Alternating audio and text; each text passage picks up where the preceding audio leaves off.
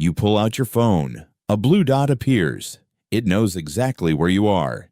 You don't think about it. You don't even look up. But the real story of how humans found their way before that blue dot existed is far stranger than you'd expect. For most of human history, there was no map, no satellite, no signal, just your eyes, your memory, and the sky above you. And yet people crossed oceans wider than continents without ever truly getting lost.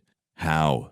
Somewhere in the Pacific, thousands of years ago, small groups of people climbed into wooden canoes and sailed away from land on purpose. No compass, no charts, just open water in every direction. They weren't guessing. They were reading a system. Anthropologist David Lewis lived among Pacific Islander navigators and documented what he called wayfinding. Master navigators memorized a full 360-degree star compass, 32 points on the horizon, each marked by a star rising or setting at that exact spot. No instruments, just decades of memorized star lines. But stars set, clouds roll in. What then? Here's the strange part. Navigators tracked ocean swells with their bodies. Different currents bend into different wave patterns around islands, the way light bends through water. A navigator could lie in the bottom of a canoe at night, feel the swells through the hull, and sense an island before anyone could see it. Your ancestors could read the ocean the way you read a text message. Birds mattered too. Certain seabirds fly out to fish each morning and return home at dusk. Follow one, and it leads you to land.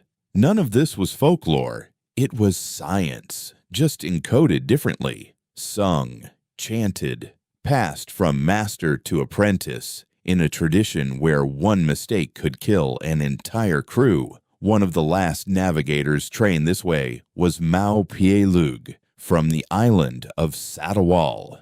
In 1976, he guided a canoe called the Hokusai over 2,000 miles from Hawaii to Tahiti, using only the sky, the swells, and the birds. No instruments allowed. He made it, right on target, proving what skeptics had doubted for a century. But what about land? With no coastline at all, desert travelers read the sun by day and Polaris by night, the one star that barely moves. Wind carves dunes in the same direction for generations, so a dune slope told you which way you'd come from. Inuit navigators crossing the Arctic went even further, kneeling in total darkness to feel wind-carved snow ridges by touch alone. No stars needed, just fingers on frozen ground. Why did all of this stay accurate for thousands of years, with nothing written down?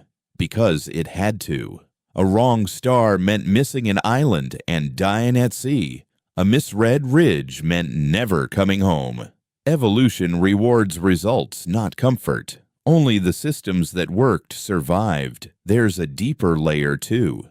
Geobiologist Joseph Kirschvink at Caltech has studied whether humans still carry a faint magnetic sense, the same one that lets sea turtles find the exact beach where they hatched, years and thousands of miles later. In his experiments, human brainwaves shifted measurably inside a rotating magnetic field, changes people couldn't consciously feel, but their brains apparently could, which raises an uncomfortable question about you. You've likely never navigated anywhere without help. Your phone recalculates instantly if you're wrong, and never asks you to notice the wind or the stars. Researchers studying spatial memory have linked heavy GPS use to reduced activity in the hippocampus, the brain region that builds mental maps. The tool that gets you there faster may be quietly switching off a skill your ancestors needed to survive.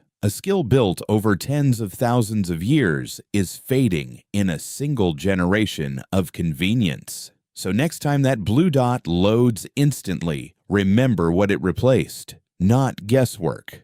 A brutally precise system built from memorized stars, waves felt through wooden hulls, and wind read by touch in the dark. You pull out your phone. A blue dot appears. It tells you exactly where you are. But somewhere underneath that convenience is a forgotten inheritance, a version of you that once could have found the way without it.